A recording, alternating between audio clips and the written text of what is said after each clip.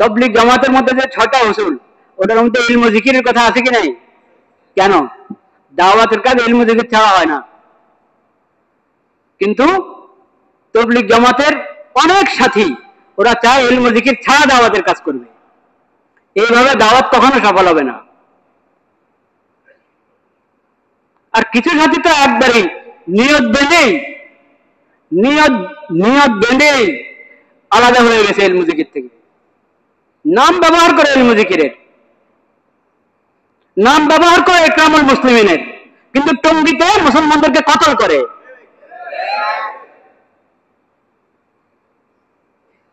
তারপরে 6 নম্বরের তবলিগের কথা বলে। তবলিগের এক গ্রুপ এরকম আছে, ওদেরকে তো হিসাবেই ধরা যায় না, কিন্তু যারা সঠিক পদ্ধতিতে তবলিগ করবে, ইলম ও জিকিরের নীতি অনুযায়ী তবলিগ করবে, আমি তাদেরকে বলছি আপনারা ইলম ও জিকিরের দিকে পূর্ণ গুরুত্ব দেন, নতুবা দাওয়াত সফল হবে না। তো নবী হলেন আখিরি নবী, সবচেয়ে বড় দায়ী। আখিরি নবী সবচেয়ে বড়। কিয়ামত পর্যন্ত যারাই দাওয়াতের কাজ করবে, সেই নবীর দাওয়াত থেকেই নিয়ে কি করবে? দাওয়াতের কাজ করবে। তো জিন জাতি তারা নিজের সম্প্রদায়কে বুঝাচ্ছে আল্লাহর এই দায়ী আখিরি নবী হযরত মুহাম্মদ মুস্তাফা সাল্লাল্লাহু আলাইহি সাল্লাম, তার দাওয়াতে সাড়া দাও। ওয়া আমিনু বিহি, তার প্রতি ঈমান আনো। তার উপর আল্লাহ যে কোরআন অবতীর্ণ করেছেন, সেই কোরআনের উপর ঈমান আনো। ইয়াগফির লাকুম মিন যুনুবিকুম ওয়া ইউজিরকুম মিন আযাবিন আলীম। তাহলে আল্লাহ তোমাদেরকে ক্ষমা করে দিবেন, আল্লাহ তোমাদেরকে শাস্তি থেকে, কবরের শাস্তি, হাসরের শাস্তি, আখিরাতের জাহান্নামের শাস্তি, যন্ত্রণাদায়ক শাস্তি থেকে আল্লাহ তোমাদেরকে হেফাজত করবেন যদি ঈমান আনো। ওয়ামান লা ইউজিব দাঈ আল্লাহ ফালাইসা বিমুজিজিন ফিল আরদ। আর যদি এই দায়ের দাওয়াতে সাড়া না দাও, তাহলে তুমি কি করতে পারবা? কিচ্ছু করতে পারবা না। আল্লাহর বিরুদ্ধে দাঁড়িয়ে কাও সফল হতে পারে? কখনো পারে না। কিচ্ছু করতে পারবে না তুমি। দুনিয়াতে দায়ীদেরকে কষ্ট দিতে পারো, মুমিনদেরকে কষ্ট দিতে পারো, মুসলমানদেরকে কষ্ট দিতে পারো, না না, এই কষ্ট দিয়ে তুমি সফল হবে না কখনো। এটা তোমার জিন্দেগিকে আরো বরবাদ করবে, তোমার কবরকে আরো কঠিন করবে, তোমার হাসরকে আরো কঠিন করবে, তোমার জাহান্নামকে আরো বেশি যন্ত্রণাদায়ক বানিয়ে দিবে। আউযু বিল্লাহি মিনাশ শাইতানির রাজীম। বিসমিল্লাহির রহমানির রহিম। وإذ صرفنا إليك نفرا من الجن يستمعون القرآن فلما حضروه قالوا أنصتوا فلما قضي ولوا إلى قومهم منذرين قالوا يا قومنا أجيبوا داعي الله قالوا يا قومنا إنا سمعنا كتابا أنزل من بعد موسى مصدقا لما بين يديه يهدي إلى الحق وإلى طريق مستقيم يا قومنا أجيبوا داعي الله وآمنوا به يغفر لكم من ذنوبكم ويجركم من عذاب أليم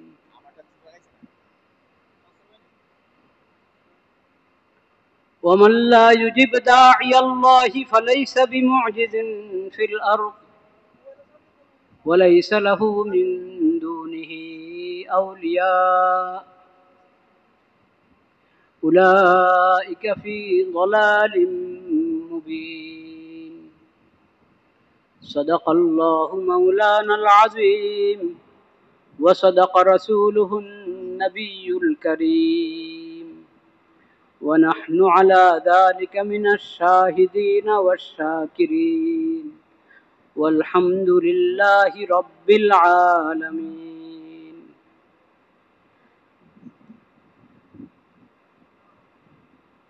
আজকে সংক্ষেপে দুটি কথা বলার চেষ্টা করা হবে ইনশাআল্লাহ। প্রথম কথা হলো,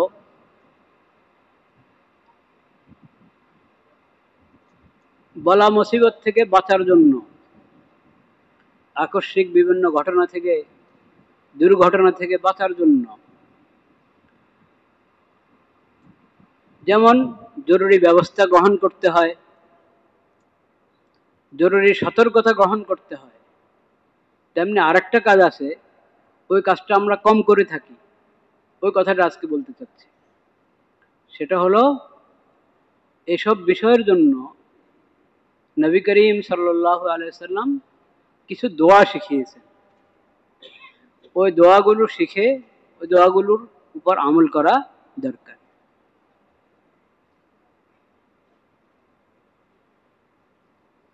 আল্লাহর আশ্রয় গ্রহণ করা দরকার এবং আল্লাহর দিকে রুজু করা দরকার।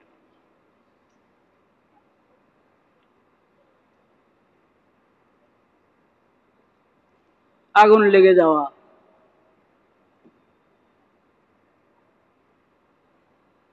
এটা দুর্ঘটনা, মুসিবত। কখন কোন জায়গায় ঘটে কেউ বুঝতেও পারে না, টেরও পায় না। সেটার জন্য সর্বোচ্চ জরুরি সতর্কতা অবলম্বন করা, বিশেষ করে যেখানে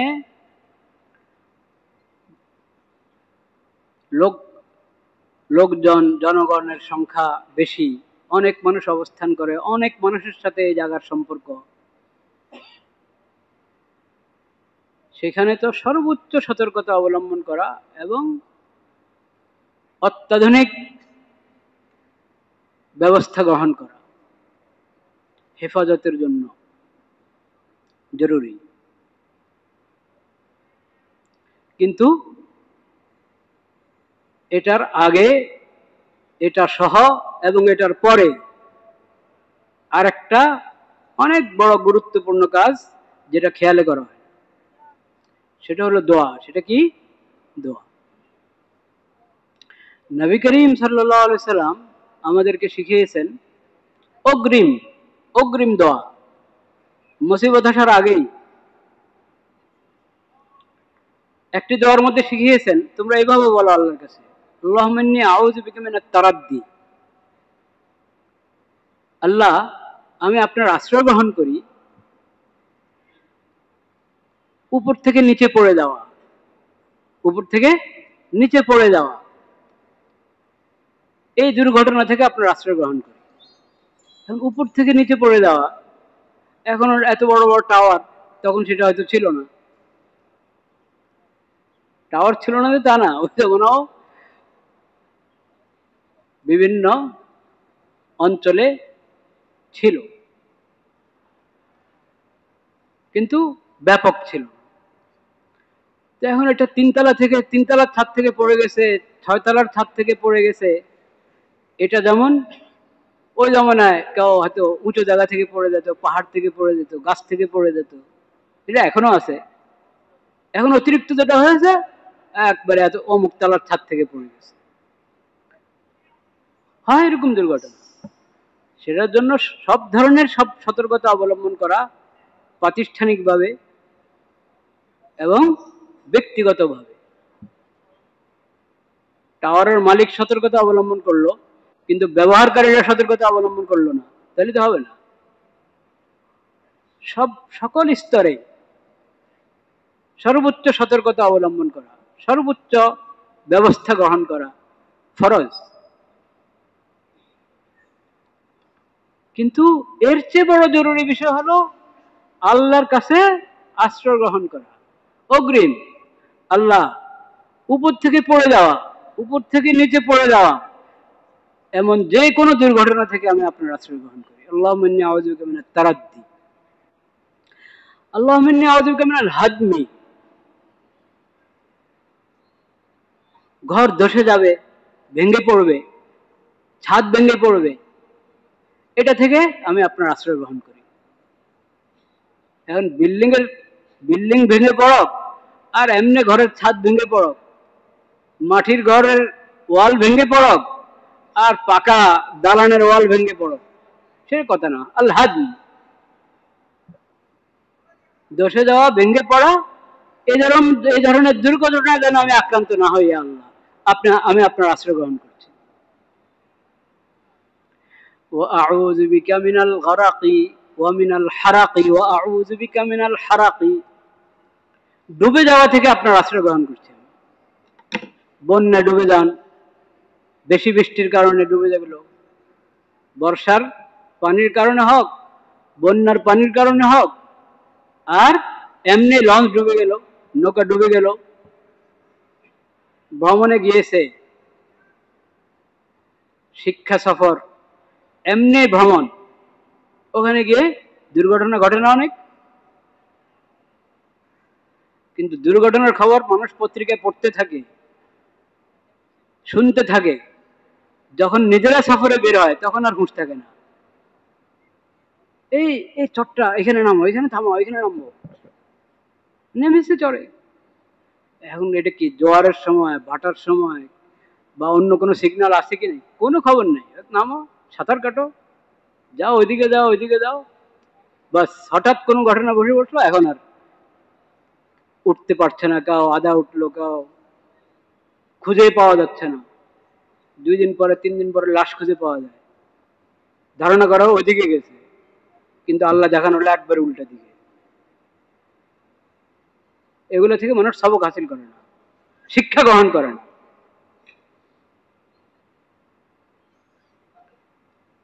সব উপভোগ গ্রহণযোগ্য না, সব ধরনের উপভোগ গ্রহণযোগ্য না। সফর তো করবেন আল্লাহর কুদরত দেখার জন্য, আল্লাহর রহমত দেখার জন্য, শিক্ষা গ্রহণ করার জন্য। উল্টা সফরে গিয়ে এমন আনন্দ আর বিনোদনের মধ্যে ডুবে পড়ে যে একবারে নিজেই ডুবে যায়।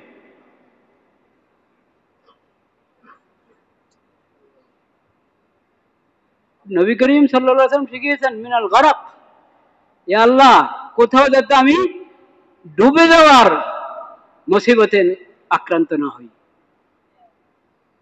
আমি আপনার আশ্রয় গ্রহণ করছি, আমাকে ডুবে যাওয়ার মুসিবত থেকে বাঁচান।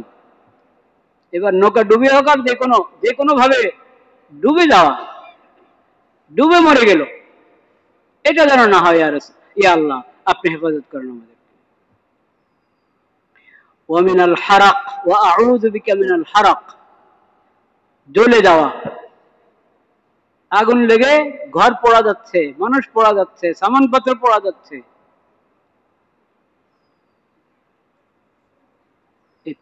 পুড়ে যাওয়ার মুসিবত থেকে আল্লাহ আপনি রক্ষা করেন। দোজখের আগুনে যাতে না পড়ি, দুনিয়ার আগুনে যাতে আমি পোড়া না যাই, আমার কাউ পোড়া না যায়, আমাদের কোনো জিনিস পোড়া না যায়, আমাদের কোনো বস্তি পোড়া না যায়, আমাদের কোনো ঘর বাড়ি, দোকানপাট, কোনো বিল্ডিং, কোনো ঘর পোড়া না যায়, কোনো ব্যক্তি পোড়া না যায়, কোনো বাহন পোড়া না যায়। রাসূলুল্লাহ শিখাচ্ছেন হলো আল্লাহর কাছে আশ্রয় চাও পুড়ে যাওয়ার থেকে, আর সমাজের হালাত হলো আগুন লাগিয়ে দেয়, পেট্রোল লাগিয়ে আগুন জ্বালিয়ে দেয়। রাসূলুল্লাহ শিখাচ্ছেন আল্লাহর কাছে আশ্রয় গ্রহণ করো পড়ে যাওয়ার থেকে। ওয়া আউযু বিকা মিনাল হারাক ওয়া আউযু বিকা মিন আন ইয়াতাখাব্বাতানি আশ-শাইতানু ইনদাল মাউত। খালি দুনিয়ার মুসিবত থেকে বাঁচার জন্য আশ্রয় গ্রহণ করবো আল্লাহর, তা না। দুনিয়ার মুসিবত থেকে বাঁচার জন্য আল্লাহর আশ্রয় গ্রহণ করো, সাথে সাথে তোমার দ্বীন, ঈমান, আমল, আখলাক, তোমার আখিরাত, ওই সংক্রান্ত কোনো মুসিবত, বলা মুসিবত যাতে না আসে সেজন্য আল্লাহর আশ্রয় গ্রহণ করো।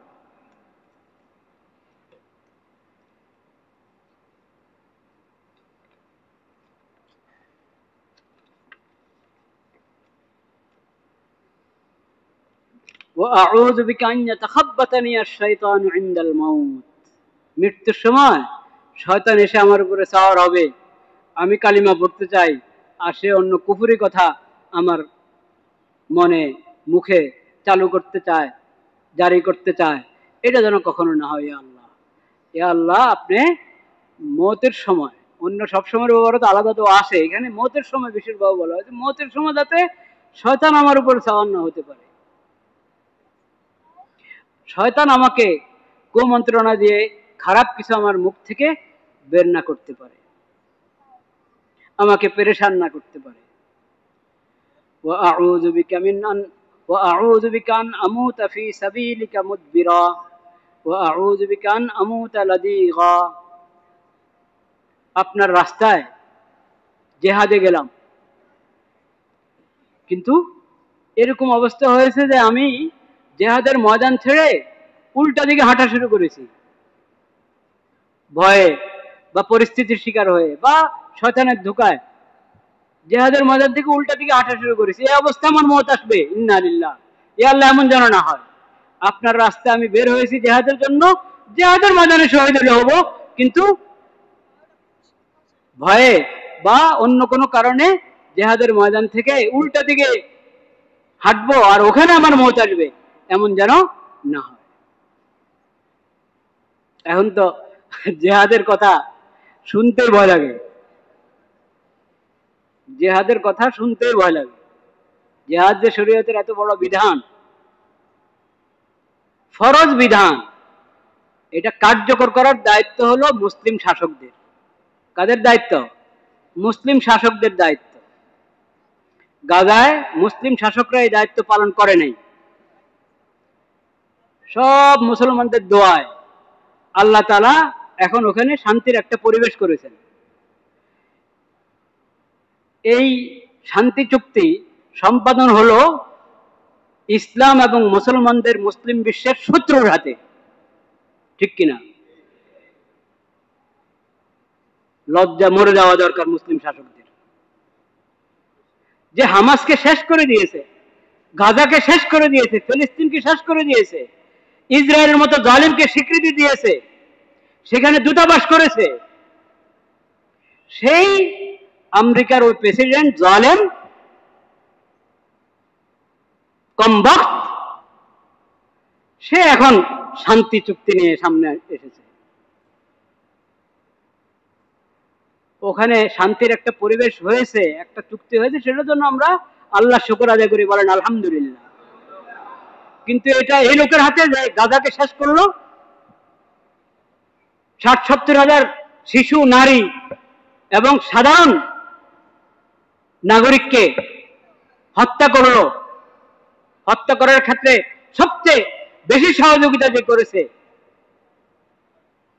যে লোক, এখন সে,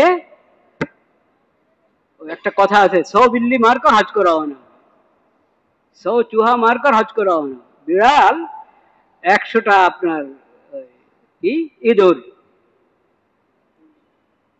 ইয়ে করে শেষ করে মেরিটারে এখন হজের দিকে রওনা হয়েছে, বুঝতে পেরেছেন? সব শেষ করে এখন উনি ভদ্রলোক সেজেছেন, শান্তির চুক্তি কায়েম করেন। এটা কেন? এটা তো কোনো মুসলিম শাসকদের হাতে হতে পারতো, হয় না কেন? আল্লাহ তাআলা মুসলিম শাসকদেরকে বেইজ্জত করতে চেয়েছেন। তোদের চোখের সামনে আমার বান্দারা, মুমিন মুসলিমা, মুমিন মুমিনাত, তারা, তাদের রক্তপাত হয়েছে, তাদের উপরে জুলুম হয়েছে। এরকম জুলুম যেটাকে অমানবিক বললে কম হয়, এমন জুলুম হয়েছে, তোরা তামাশা দেখেছ সবাই। আমি তাদের উপরে নসরত করব, তোদের হাতে না। তোদের দুশ্মন, ওদের দুশ্মন, ওর হাতে এটা হবে।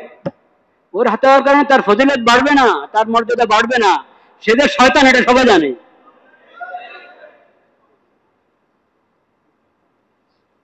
তার এই শান্তি চুক্তির মধ্যে কত শয়তানি নিহিত আছে সেটা আল্লাহ জানেন। কিন্তু আমরা চাই তার শয়তানি যত চক্রান্ত কোনো কিছু সফল না হয়, যাতে শান্তি আর শান্তি, ঈমান আর ঈমানে সফল হয়।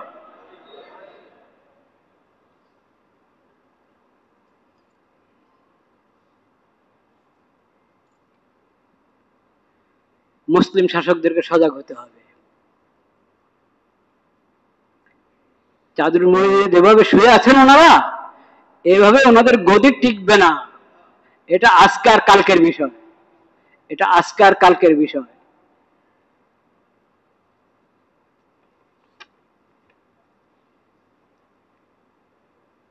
নবী করিম সাল্লাল্লাহু আলাইহি ওয়াসাল্লাম তো দোয়া শেখাচ্ছেন, ওয়া আউযু বিকা আন আমুতা ফি সাবিলিকা মুদবিরা ওয়া আউযু বিকা আন আমুতা লাদীগা, সাপে দর্শন করলো বা এই ধরনের কোনো বিষাক্ত কোন জীব জন্তু প্রাণী পোকা মাকড় দর্শন করলো আর মত এসে গেল, এই অবস্থায় যেন আমার মত না আসে। সাপের কামড়, বিচ্ছুর কামড়, এরকম যত কষ্টদায়ক প্রাণী জীব জন্তু আছে সবগুলোর আক্রমণ থেকে ইয়া আল্লাহ আমি আপনার আশ্রয় গ্রহণ করি। দেখেন কি বাকি আছে এতে, আল্লাহুম্মা ইন্নী আউযু বিকা মিনাল হাদমি ওয়া আউযু বিকা মিনাত তারাদ্দি ওয়া আউযু বিকা মিনাল গাম্মি ওয়াল গরকি ওয়াল হারাকি ওয়াল হারাম ওয়া আউযু বিকা আন ইয়াতাখাব্বাতানি আশ-শাইতানু ইনদাল মাউত ওয়া আউযু বিকা আন আমুতা ফি সাবিলিকা মুদবিরা ওয়া আউযু বিকা আন আমুতা লাদীগা। এই দোয়া যে হাদিসে বর্ণিত হয়েছে, নবীজির সাহাবী আবুল ইয়াসার রাদিয়াল্লাহু তাআলা আনহু রাসূল করিম সাল্লাল্লাহু আলাইহি সাল্লামের এই হাদিস, এই দোয়া বর্ণনা করেছেন। মুসনাদে আহমদে হাদিসটি আছে, আবু দাউদ শরীফের মধ্যে হাদিসটি আছে। এছাড়া আরো ব্যাপক অর্থের দোয়া নবী করিম সাল্লাল্লাহু আলাইহি সাল্লাম শিখিয়েছেন, অনেক দোয়া। আরেকটি বলি, আল্লাহুম্মা ইন্নী আসআলুকা মিন ফুজাআতিল খাইর ওয়া আউযু বিকা মিন ফুজাআতিশ শার ফাইন্নাল আবদা লা ইয়াদরি মা ইয়াফজাউহু ইযা আসবাহা ওয়া ইযা আমসা। সকাল সন্ধ্যায় পড়ো আল্লাহুম্মা ইন্নী আউযু বিকা মিন ফুজাআতিল খাইর বা ফাজআতিল খাইর ওয়া আউযু বিকা মিন ফাজআতিশ শার। ইয়া আল্লাহ, আমি আপনার কাছে চাই হঠাৎ করে যদি কোনো কিছু হয় তো সেটা যেন ভালো হয়, অপ্রত্যাশিত ভালো কিছু ঘটলো আলহামদুলিল্লাহ, চিন্তাও করেন যে এরকম ভালো একটা মুহূর্ত আসবে, এরকম ভালো একটা পরিস্থিতি আমরা পাবো, এরকম সুন্দর কিছু হবে, চিন্তাও করিনি। তা ইয়া আল্লাহ, আমরা আপনার কাছে অপ্রত্যাশিত কল্যাণ চাই।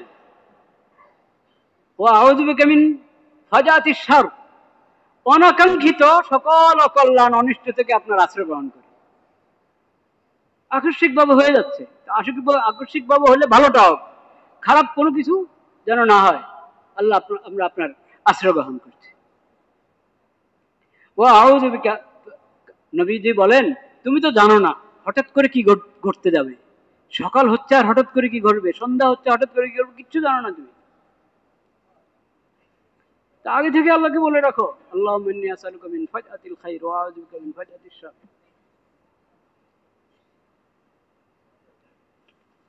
নবী করিম সাল্লাল্লাহু আলাইহি ওয়াসাল্লাম বলেছেন, ইযা রাআইতুমুল হারিকা ফাকাব্বিরু ফাইন্নাত তাকবীরা ইউতফিউ।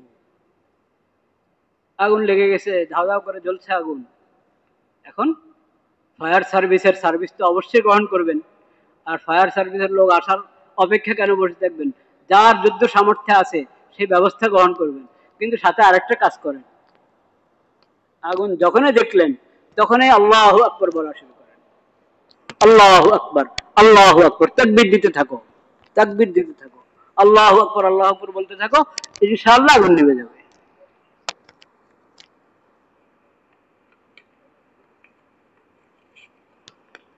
লা ইলাহা ইল্লাল্লাহ, লা ইলাহা ইল্লাল্লাহ। দ্বিতীয় যে বিষয়টি আমি বলতে চাচ্ছিলাম,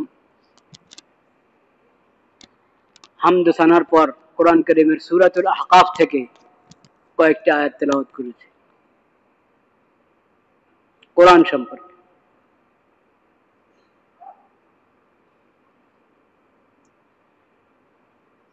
আল্লাহ রাব্বুল আলামিন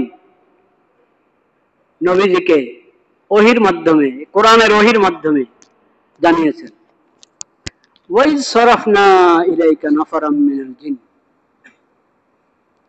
জিনদের এক দল, তাদেরকে আমি আপনার কাছে পাঠিয়ে দিয়েছি। আপনি কোরআন তেলাওয়াত করছেন, নামাজের তেলাওয়াত হোক, এমনি তেলাওয়াত হোক, আপনি কোরআন তেলাওয়াত করছেন, ওই সময় আমি জিনদের এক জামাত পাঠিয়ে দিয়েছি। ওরা ঘুরতে ঘুরতে আপনার তেলাওয়াতের জায়গায় এসে উপস্থিত হয়েছে, ইস্তামিউনাল কোরআন, কোরআনের তেলাওয়াত শোনার জন্য। ফালাম্মা হাযারুহু ক্বালু আনসিতু, যখনই তেলাওয়াতের পরিবেশে ওরা এসে পৌঁছলো, কোরআনের তেলাওয়াত হচ্ছে, সবাই সবাইকে সতর্ক করছে, আনছি তো, এই সবাই চুপ হও, চুপ হও, খেয়াল করে শোনো।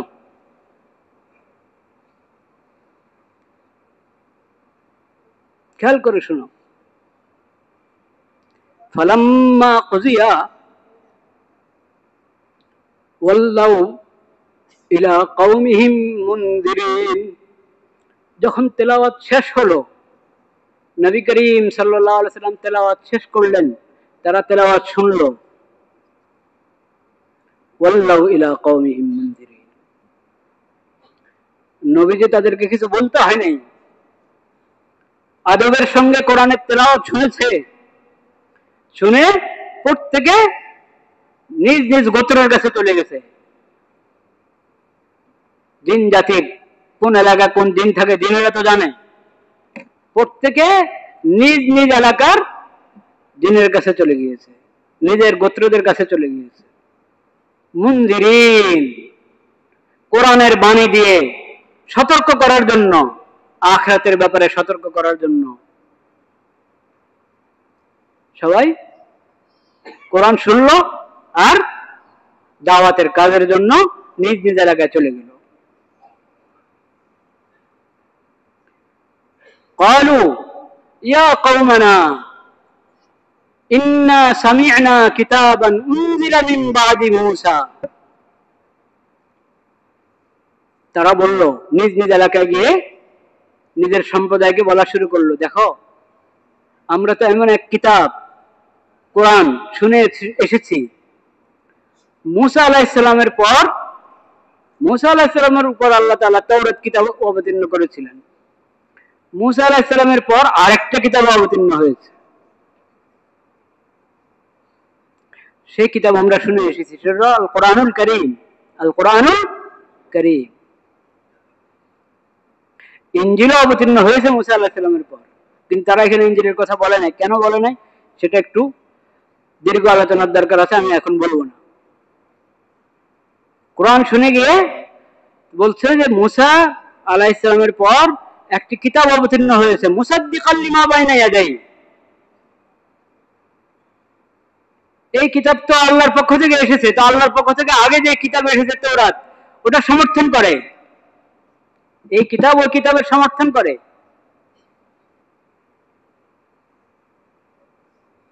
ইয়াহদি ইলাল হাক্কি ওয়া ইলা তারিকিম মুস্তাকিম, এই কিতাব হকের রাস্তা দেখায় এবং সঠিক রাস্তা দেখায়। ইয়াহদি ইলাল হক ওয়া ইলা তারিকিম মুস্তাকিম।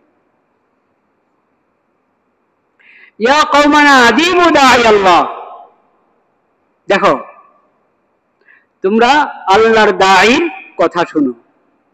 এই নবী, আখিরি নবী হযরত মুহাম্মদ মুস্তাফা সাল্লাল্লাহু আলাইহি সাল্লাম, আল্লাহ যাকে ওহীর মাধ্যমে আখিরি নবী হিসেবে পাঠিয়েছেন, এবং তিনি আল্লাহর দাঈ, সকল নবী আল্লাহর দাঈ। নবীরা আল্লাহর দাঈ হওয়া তো একবার নিশ্চিত, আল্লাহর পছন্দের দাঈ, নবীদের ওয়ারিস যারা, আর আখিরি নবীর ওয়ারিস তো শুধু উম্মতে মুহাম্মদিয়ার মধ্যে যারা তার ওয়ারিস, তারা দাওয়াতের কাজ করে, কিন্তু তাদের দাওয়াতে হঠাৎ কোনো জায়গায় কোনো ভুল হয়ে যেতে পারে, বেখেয়ালিতে দাওয়াত দিতে গিয়ে কোনো ভুল কথা বলে ফেলতে পারে। এমনি তো যারা ইলম হাসিল করা ছাড়া দাওয়াতের কাজ করে তাদের তো ভুল হইতেই থাকে, এজন্য দাওয়াতের কাজ করার জন্য আগে ইলম শিখতে হবে।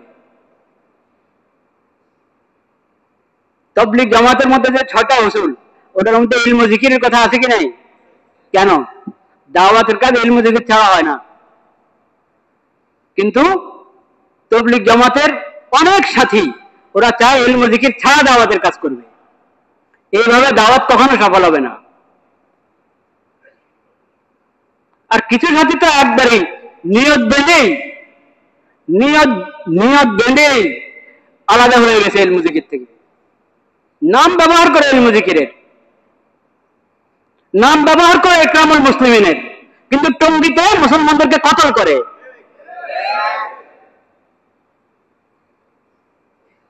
তারপরে 6 নম্বরের তাবলীগের কথা বলে। তাবলীগের এক গ্রুপ এরকম আছে, ওদেরকে তো হিসাবে ধরা যায় না। কিন্তু যারা সঠিক পদ্ধতিতে তাবলীগ করবে, ইলম জিকিরের নীতি অনুযায়ী তাবলীগ করবে, আমি তাদেরকে বলছি আপনারা ইলম জিকিরের দিকে পূর্ণ গুরুত্ব দেন, নতুবা দাওয়াত সফল হবে না। তো নবী হলেন আখিরি নবী, সবচেয়ে বড় দায়ী। আখিরি নবী সবচেয়ে বড়। কিয়ামত পর্যন্ত যারাই দাওয়াতের কাজ করবে সেই নবীর দাওয়াত থেকেই নিয়ে কি করবে? দাওয়াতের কাজ করবে। তো জিন জাতি তারা নিজের সম্প্রদায়কে বুঝাচ্ছে আল্লাহর এই দায়ী আখিরি নবী হযরত মুহাম্মদ মুস্তাফা সাল্লাল্লাহু আলাইহি সাল্লাম, তার দাওয়াতে সাড়া দাও। ওয়া আমিনু বিহি, তার প্রতি ঈমান আনো। তার উপর আল্লাহ যে কোরআন অবতীর্ণ করেছেন সেই কোরআনের উপর ঈমান আনো। ইয়াগফির লাকুম মিন যুনুবিকুম ওয়া ইউজিরকুম মিন আযাবিন আলীম। তাহলে আল্লাহ তোমাদেরকে ক্ষমা করে দিবেন, আল্লাহ তোমাদেরকে শাস্তি থেকে, কবরের শাস্তি, হাসরের শাস্তি, আখিরাতের জাহান্নামের শাস্তি, যন্ত্রণাদায়ক শাস্তি থেকে আল্লাহ তোমাদেরকে হেফাজত করবেন যদি ঈমান আনো। ওয়ামান লা ইউজিব দাঈ আল্লাহ ফালাইসা বিমুজিজিন ফিল আরদ। আর যদি এই দাঈর দাওয়াতে সাড়া না দাও তাহলে তুমি কি করতে পারবা? কিচ্ছু করতে পারবা না। আল্লাহর বিরুদ্ধে দাঁড়িয়ে কাউ সফল হতে পারে? কখনো পারে না। কিচ্ছু করতে পারবে না তুমি। দুনিয়াতে দাঈদেরকে কষ্ট দিতে পারো, মুমিনদেরকে কষ্ট দিতে পারো, মুসলমানদেরকে কষ্ট দিতে পারো, না না, এই কষ্ট দিয়ে তুমি সফল হবে না কখনো। এটা তোমার জিন্দেগিকে আরো বরবাদ করবে, তোমার কবরকে আরো কঠিন করবে, তোমার হাসরকে আরো কঠিন করবে, তোমার জাহান্নামকে আরো বেশি যন্ত্রণাদায়ক বানিয়ে দিবে। ফালাইসা বিমুজিজিন ফিল আরদ উলাইকা ফি যালালিম মুবিন। যে ঈমান আনলো না সে স্পষ্ট গোমরাহির মধ্যে আছে। এই হলো কোরআন। কোরআনের কদর জিন জাতিও বুঝেছে, কোরআনের কদর ফেরেশতারা বুঝেছেন। কারা? ফেরেশতারা। কি কদর বুঝেছেন ফেরেশতারা কোরআনের? আকিমিস সালাতা লিদুলুকিশ শামস ইলা গাসাকিল লাইল ওয়া কুরআনাল ফাজর ইন্না কুরআনাল ফাজরি কানা মাশহুদা। ফেরেশতারা কোরআনের কদর কিভাবে বুঝেছেন, কিভাবে কদর করেন কোরআনের? রব্বুল আলামিন বলেন, যখন সূর্য ঢলে যাবে দুপুর, তখন সালাত কায়েম করো। সেটা কোন নামাজ? জোহরের নামাজ। ইলা গাসাকিল লাইল, রাতের অন্ধকার পর্যন্ত, জোহর, আসর, মাগরিব, এশা। নবীজির শিক্ষা। আপনি শুধু এই আয়াত পড়েন, এই আয়াতের বাহ্যিক যে অর্থ সেটা যদি কেউ বুঝে বসে থাকে, তাহলে তাকে জোহরের নামাজের সময় হওয়ার পর থেকে নিয়ে রাতের একবারে অন্ধকার হওয়া পর্যন্ত লাগাতার নামাজে থাকতে হবে। পারবেন? দৈনিক জোহরের নামাজের সময় যখন সময় হয় তখন থেকে যে দাঁড়াবেন নামাজে, একবারই রাতের 9টা-10টা পর্যন্ত নামাজ পড়তেই থাকবেন। নবীজি আমাদেরকে শিখিয়েছেন তার হাদিসের মাধ্যমে, তার সিরাতের মাধ্যমে।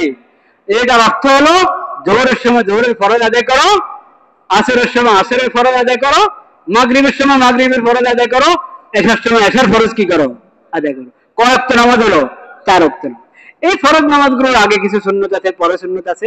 আর নফল নামাজ তোমার ইচ্ছা মতে মাকরুহ ছাড়া অন্য সময় বেশি পারো কম পারো পড়তে থাকো। নবীজিকে বাদ দিয়ে যদি কেউ কোরআন শিখতে চায়, বুঝতে চায়, কোশ্চিন কালও পারবে না, অসম্ভব।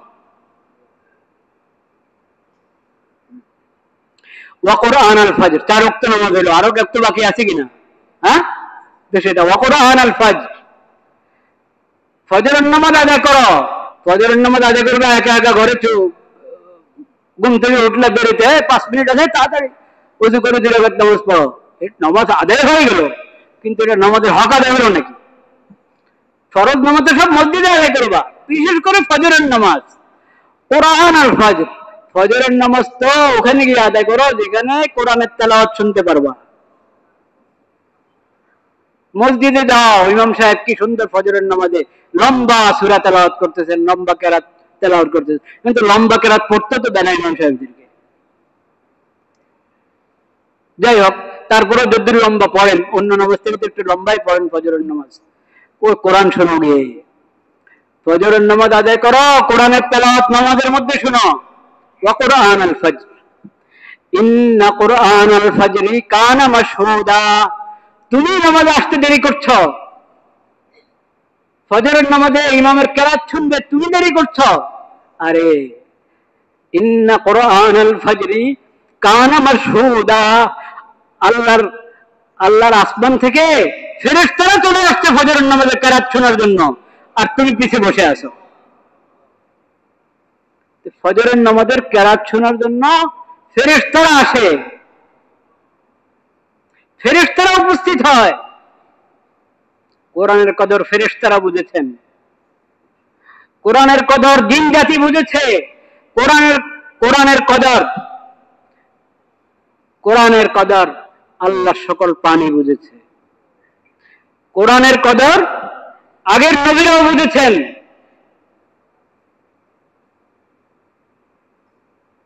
শুনেছেন তারা কোরআনের কথা, কোরআন দেখে যান নাই।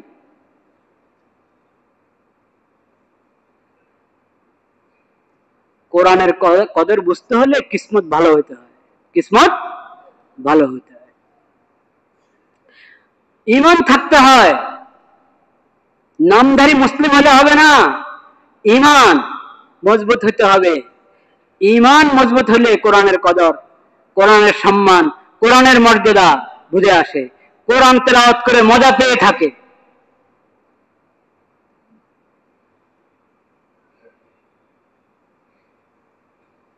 ফেরেশতারা কত বেশি সম্মান, শুধু কোরআনের না, কোরআন তেলাওয়াতকারীর কত সম্মান করে ফেরেশতারা। যেখানেই কেউ একত্র হলো, একটা সূরা শেখার চেষ্টা করছে, একজনে পড়ে আরেকজনে পড়ায়, পরস্পর মস্ক করছে, একজন তেলাওয়াত করে অন্যরা শুনে, বা যার যার তেলাওয়াত করছে, কোনো ঘরে, মসজিদে, ঘরের বাইরে, কোথাও আল্লাহর দু চারজন বান্দা, এক দুজন বান্দা কোরআন পড়ছে, পড়াচ্ছে, কোরআন শিখছে, শিখাচ্ছে, কোরআন তেলাওয়াত করছে, কোরআন শুনছে। ফেরেশতারা কি করে? ডাকে এক অন্যদেরকে, একজন এটা দেখলে দেখো এই যে এখানে তেলাওয়াতের মজলিস, সবাই আসো, এসে এই তেলাওয়াতকারীদেরকে বেষ্টন করে ফেরেশতারা, এবং ওরা ধাপে ধাপে আসমান পর্যন্ত বেষ্টন করে রাখে এইভাবে তেলাওয়াতকারীদেরকে। আল্লাহর কাছে বলে, দেখেন আপনার বান্দারা আপনার কোরআন তেলাওয়াত করছে, আপনার কালাম তেলাওয়াত করছে। আল্লাহ খাস রহমত অবতীর্ণ করেন তাদের প্রতি, সাকিনা অবতীর্ণ করেন তাদের প্রতি। আল্লাহর কালামের কদর আল্লাহ করেন, আল্লাহর কালামের কদর ফেরেশতারা করে, আল্লাহর কালামের কদর মুমিন বান্দারা করে। মুসলিম জিন, মুমিন জিন যারা, তারাও কালামুল্লাহর কদর করে, আল্লাহর কালামের কদর করে।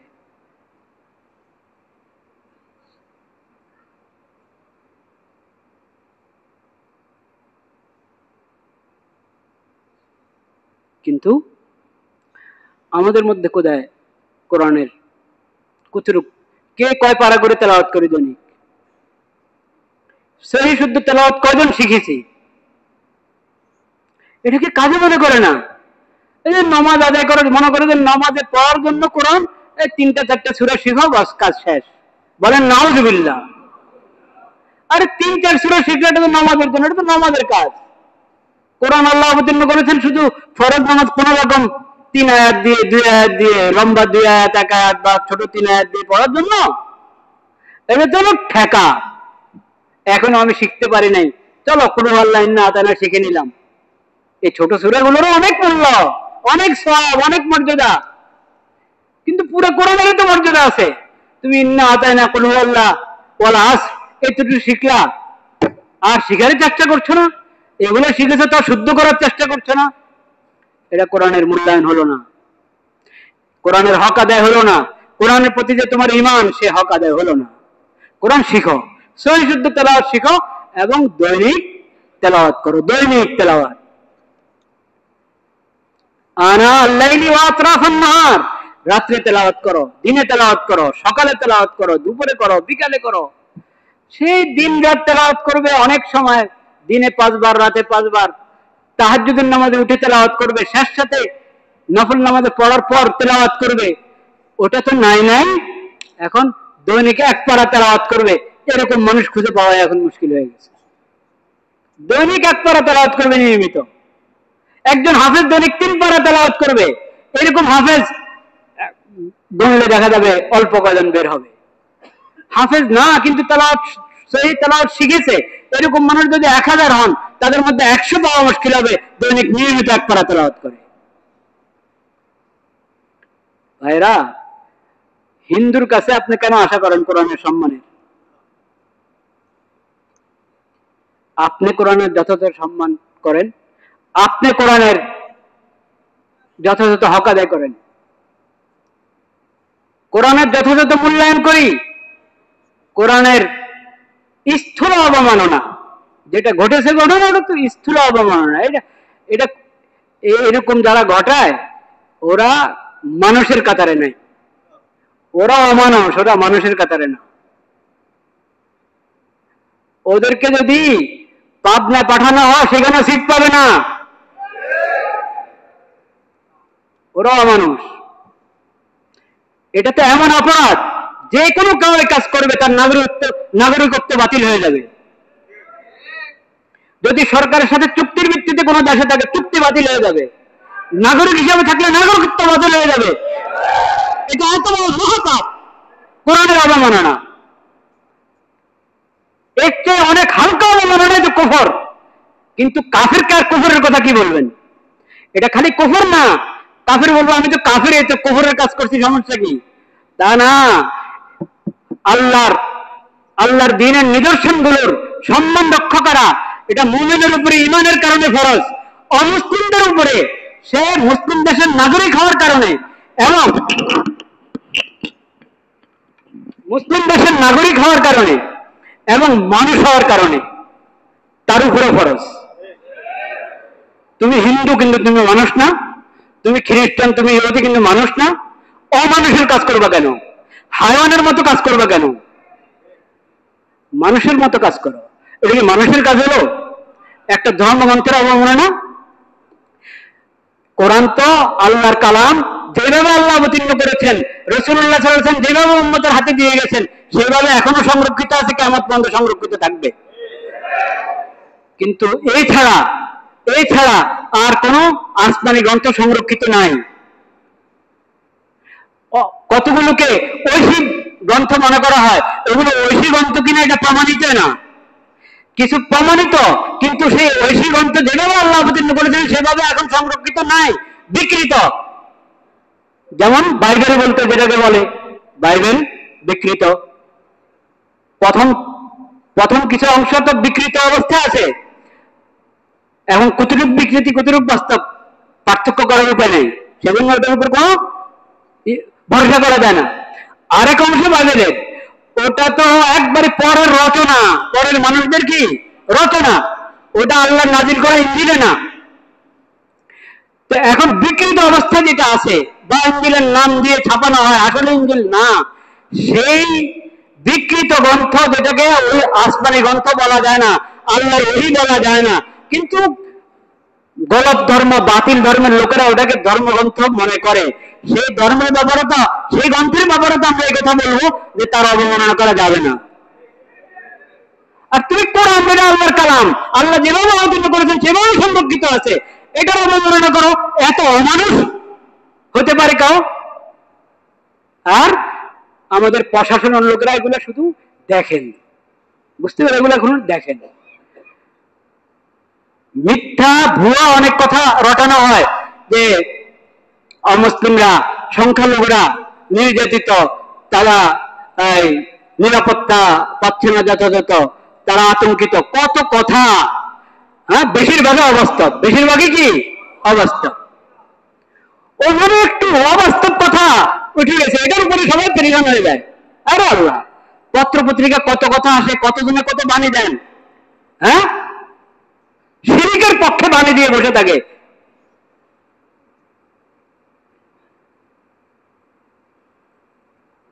কিন্তু আল্লাহর কালাম যেটার উপর তোমার ঈমান, তোমার যদি ঈমান নাও থাকে তো এটা আল্লাহর কালাম, এই ব্যাপারে কোনো সন্দেহ আছে? এটার এরকম অবমাননা হবে, একবারে সবার ছোট মনে হয় তালা, মুখে তালা সবাই।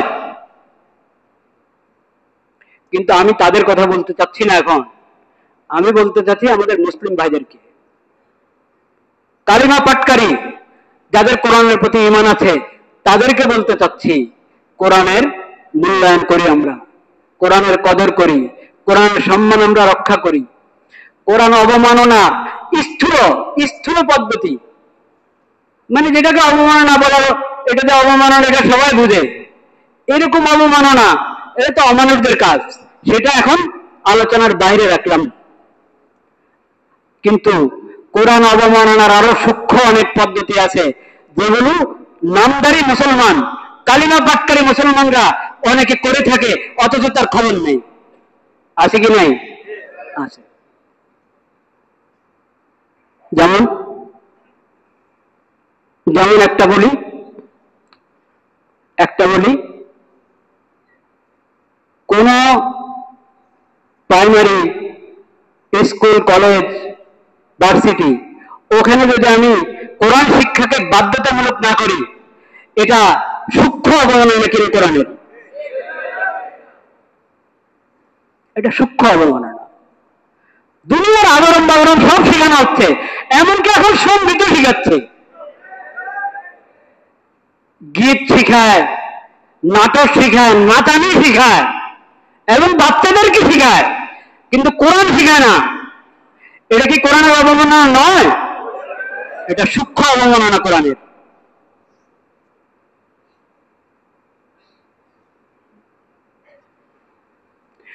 দেশের আইনের বিরোধিতা করলে এটা অন্যায়, অপরাধ। কোরআনের বিধানের বিরোধিতা, কোরআনের বিরুদ্ধে, কোরআন সুন্নাহর ইসলামী শরীয়তের বিপরীত আইন প্রণয়ন, নীতিমালা প্রণয়ন, এটাকে অন্যায়, অপরাধ, কুফর মনে করা জরুরি কিনা? দেশের আইনের ব্যাপারে তো কত কিছু শুনি, কিন্তু শরীয়তের বিধান, আল্লাহর দেওয়া বিধান, এই বিধানের বিরুদ্ধাচরণ সম্পর্কে তো কোনো কিছু শুনি না আমরা। কোরআন কি গিলাফ লাগিয়ে উপরে উঠে রাখবেন, আর দেশ চলবে পশ্চিমাদের তরিকায়, এটা কোরআন অবমাননা কিনা? কোরআনের সূক্ষ্ম অবমাননা আছে অনেক, মনে হয় অবমাননা না, গিলাফ দিয়ে সুন্দর করে রেখেছে, হ্যাঁ। কিন্তু কোরআনের প্রতি যদি তোমার ঈমান থাকে, দিন জাতি যে কথা বললো, তুমি মুসলিম মানুষ, মানব হয়ে, ইনসান হয়ে কোরআনের সন্ধান পেয়েছে, তুমি একথা বলতে পারো না।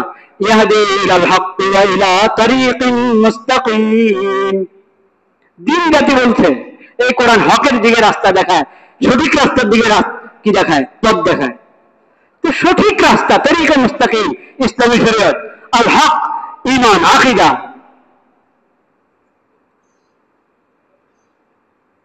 এটা গ্রহণ করো, এটা গ্রহণ করো, এটার পক্ষে থাকো, এটা শিখো, এটা শিখো। ইন্না হাযাল কুরআনা ইয়াহদি লিল্লাতী হিয়া আকওয়াম।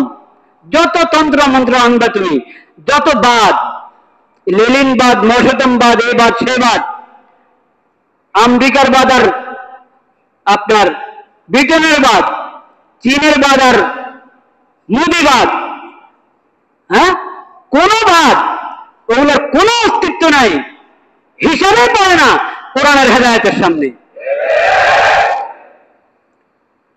যারা মুসলিম তাদেরকে শিখতে হবে কোরআনের সর্বোচ্চ মূল্যায়ন, সর্বোচ্চ মর্যাদা, সর্বোচ্চ ঈমান কোরআনের প্রতি থাকতে হবে, কোরআনের বিধানের প্রতি থাকতে হবে, কোরআন যে শরীয়ত দিয়েছে সে শরীয়তের প্রতি থাকতে হবে। আদর্শ গ্রহণের জন্য বলা হচ্ছে, কারো কথার মধ্যে পেয়েছে আদর্শ, আমরা গেলে বৌদ্ধ ধর্ম থেকে হ্যাঁ আদর্শ গ্রহণ করবো, বলেন নাউযুবিল্লাহ। আদর্শ কার থেকে গ্রহণ করবে এটা তোমার কোরআনে বলে দিয়েছেন আল্লাহ তাআলা। কোরআনে আল্লাহ তাআলা বলে দিয়েছেন, লাকাদ কানা লাকুম ফি রাসূলিল্লাহি উসওয়াতুন হাসানাহ লিমান কানা ইয়ারজুল্লাহ ওয়াল ইয়াউমাল আখির। আল্লাহর রাসূলের মধ্যে তার সিরাত, তার জীবনীতে তোমাদের জন্য রয়েছে উত্তম এবং নির্ভুল আদর্শ। যদি তোমার আখিরাতের প্রতি ঈমান থাকে, আল্লাহকে যদি তুমি স্মরণ করো, আল্লাহর রহমত, আল্লাহর সন্তুষ্টি যদি পেতে চাও, তো জেনে রাখো তোমার আদর্শ হলো নবীজির সিরাত। তোমার আদর্শ কার? নবীর সিরাত। একসাথে দুইটা আদর্শ হয় কিভাবে?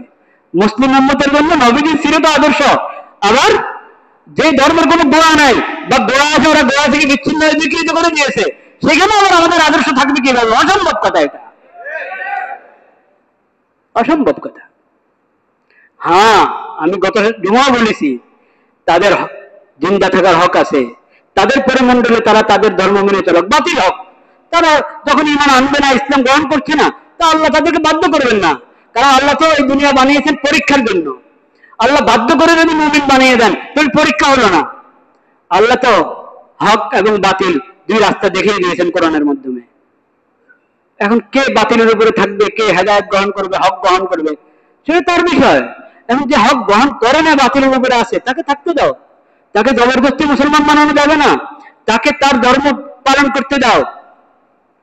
এমনকি কোরআন করিমটা এত দরজা দেখিয়েছে, সূরাতুল মুমতাহানার মধ্যে বলেছে কোরআন করিম, আল্লাহ রাব্বুল আলামিনের বিধান কোরআনে, যে যেই অমুসলিম মুশরিক, যে ধর্মের মুশরিক হোক, যে ধর্মের অমুসলিম হোক, ওই অমুসলিমরা যদি জুলুম না করে, কি না করে? জুলুম না করে, মুসলমানদেরকে পিটিয়ে বের করে দিচ্ছে। হ্যাঁ, বৌদ্ধ ধর্মের কত প্রশংসা শুনবেন আপনি পত্র পত্রিকায়, তাদের আলোচনায়। রোহিঙ্গাদেরকে থাকতে দেয় ওখানে। গৌতম বুদ্ধের ভিতরে এটা শিক্ষা ছিল, গৌতম বুদ্ধের শিক্ষা এটা ছিল, রোহিঙ্গাদেরকে বের করো। ওই যে চীনে কি হচ্ছে, কোথায়, ওই ঘরে কি হচ্ছে, যেটা হচ্ছে মুসলমানদের সঙ্গে, এটা গৌতম বুদ্ধের শিক্ষা ছিল? তাই তোমরা স্পষ্ট করো সাফ, তোমরা যে ধর্মের নামে চলছ এবং তোমাদের ধর্মেই শান্তির ধর্ম, তো দেখাও যে অশান্তিগুলো এগুলো কি গৌতম বুদ্ধের শিক্ষা না তোমাদের বানানো, তোমাদের নিজের ধর্ম পালন না করা? আমরা তো মুসলমানদের মধ্যে যদি কোনো মুসলিম ধর্মের বাইরে কিছু বলে, কিছু লেখে, কিছু করে, আমরা স্পষ্ট করে দিই যে এগুলোর সাথে ইসলামের কোনো কি নাই, সম্পর্ক নেই। আমরা তো স্পষ্ট করে দিই, তোমরা স্পষ্ট করো। হিন্দুরা স্পষ্ট করতে হবে, হিন্দুস্তানের মুসলমানদের সঙ্গে যা ঘটছে ওটা কি হিন্দুবাদের শিক্ষা হলে বলো, তাহলে তো আর বলতে পারো না তোমাদের ধর্ম, তোমরা ঠিক বলো, ঠিক হলো না। আর যদি না এটাও বলো, কোন ধর্ম সঠিক হতে হলে ওহির সাথে ওটার সম্পর্ক থাকতে হবে। কি থাকতে হবে? ওহির সাথে সম্পর্ক থাকতে হবে, সোজা কথা। আল্লাহ তাআলা বলে দিয়েছেন কোরআনে সূরা আলে ইমরানের মধ্যে, ইন্নাদ-দীনা ইনদাল্লাহিল ইসলাম। আরেক আয়াতে বলেছেন, ওমান ইয়াত্তাকি গায়রাল ইসলামি দীনান ফালান ইউকবালা মিনহু। ওমান ইয়াত্তাকি গায়রাল ইসলামি দীনান ফালান ইউকবালা মিনহু। ইসলাম ছাড়া অন্য কোন সূত্র, অন্য কোন নিয়ম, অন্য কোন ধর্ম, অন্য কোন মতবাদ যে অবলম্বন করবে, আল্লাহ কখনো তার থেকে এটা গ্রহণ করবেন না। এই ঈমান থাকতে হবে। আর আমি বলছিলাম যে অমুসলিমদের ব্যাপারে কোরআন কি বলেছে? যদি জুলুম না করে, মুসলমানদেরকে তার দেশ থেকে, ভূমি থেকে উৎখাত না করে, নিজে বাতিলের উপরে, কিন্তু উল্টা জুলুম করে কি করে না? করে। যদি জুলুম না করে, মুমিনদেরকে তার ভূমি থেকে উৎখাত না করে, তাদের উপরে কোনো জানমালের নিরাপত্তা নষ্ট না করে, তাহলে এমন অমুসলিম যারা, তাদের সঙ্গে তোমরা সদাচরণ করা, তাদেরকে কোনো কিছু সদকা খায়রাত করা, ওটাতে কোনো মানা নেই, ওটাতে কি নাই? মানা নেই। দেখেন আপনি, এটা কোরআনের কথা, সূরাতুল মুমতাহানার মধ্যে, লা ইয়ানহাকুমুল্লাহ। এদের সঙ্গে সদাচরণ করো, এদেরকে তোমরা সদকা খায়রাত যদি করো, এতে কোনো আপত্তি নেই। হ্যাঁ, যারা জুলুম করে, মুমিনকে মুমিন হওয়ার কারণে তার ভূমি থেকে উচ্ছেদ করে দেয়, মুমিনকে মুমিন হওয়ার কারণে জবা করে দেয়, মুমিনকে মুমিন হওয়ার কারণে পিটায়, বিভিন্ন ধরনের জুলুম করে, এদের সঙ্গে যদি তোমরা সদাচরণ করো, এদের সঙ্গে যদি মিষ্টি মিষ্টি কথা বলো, এটা কেমন? আল্লাহ তাআলা এটার অনুমতি দেন না তোমাদেরকে যে জালেম হিন্দুর সাথে, জালেম বৌদ্ধর সাথে, জালেম ইহুদি, জালেম খ্রিস্টান, ওই জালেমদের সঙ্গে দৃষ্টি কথা বলবা, তাদের সাথে হাত মিলাবা, তাদের সাথে সদাচরণ করবা, এই অনুমতি আল্লাহ তাআলা তোমাদেরকে দেন না। আল্লাহ ভাগ করে দিয়েছেন, কিন্তু এখন হলো যে অমুসলিম যত বড় জালেম তাদের সাথে আমাদের শাসকরা তত বেশি মিষ্টি কথা বলে।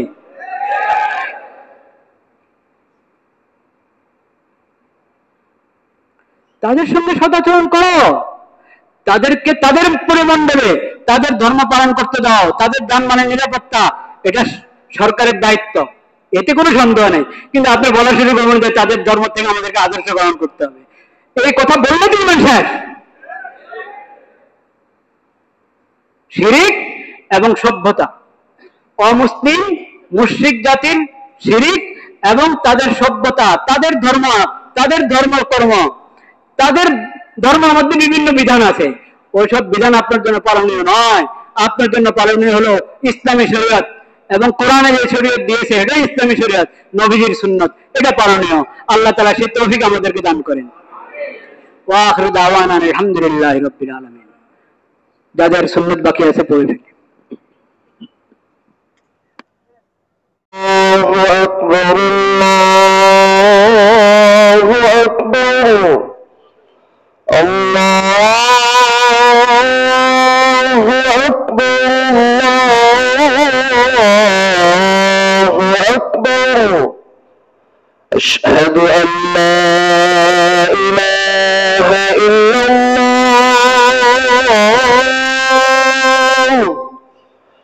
আশহাদু আল্লা ইলাহা ইল্লাল্লাহ,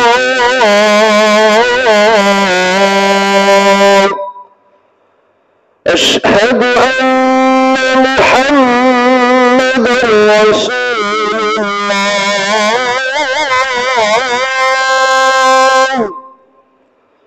أشهد أن محمدا رسول الله،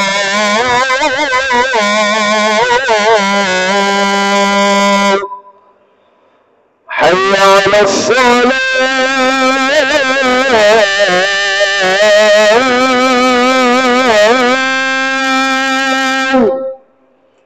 حي على الصلاة،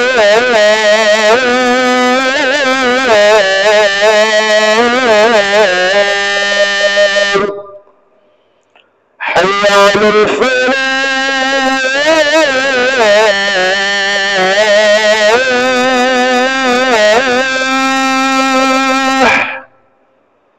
حي على الفلاح.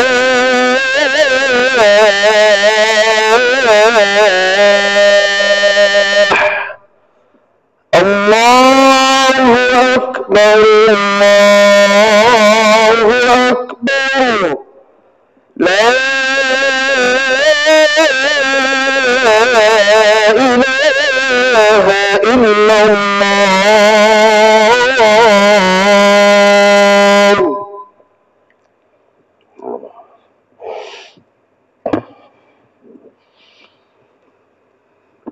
الحمد لله، الحمد لله، نحمده ونستعينه ونستغفره ونؤمن به ونتوكل عليه، ونعوذ بالله من شرور أنفسنا ومن سيئات أعمالنا، من يهده الله فلا مضل له ومن يضلل فلا هادي له، وأشهد أن لا إله إلا الله وحده لا شريك له، وأشهد أن محمدا عبده ورسوله.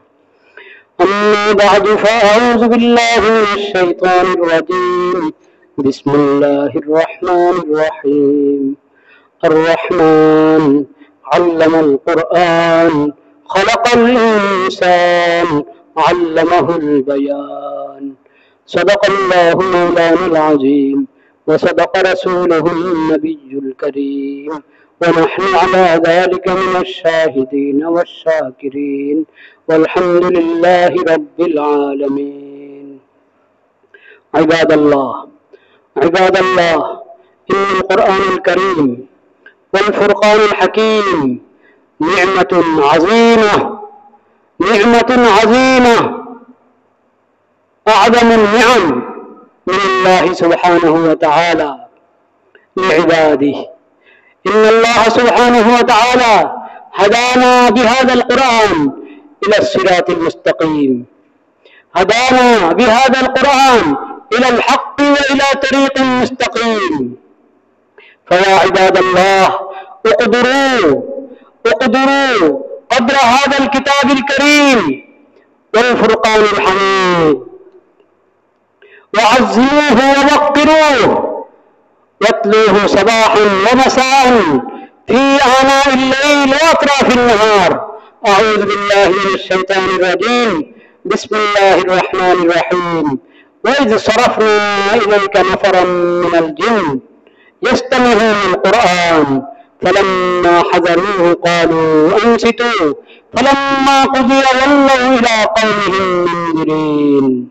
بارك الله لنا ولكم في القرآن العظيم، ونفعنا بالآيات منه والذكر الحكيم. أقول قولي هذا وأستغفر الله لي ولكم ولسائر المسلمين فاستغفروه إنه هو الغفور الرحيم.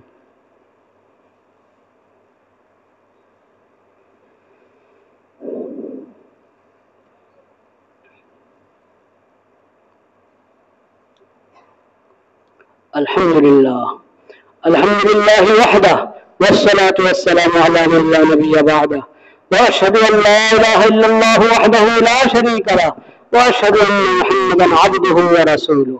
أما بعد، فأعوذ بالله من الشيطان الرجيم. إن الله وملائكته يصلون على النبي يا أيها الذين آمنوا صلوا عليه وسلموا تسليما.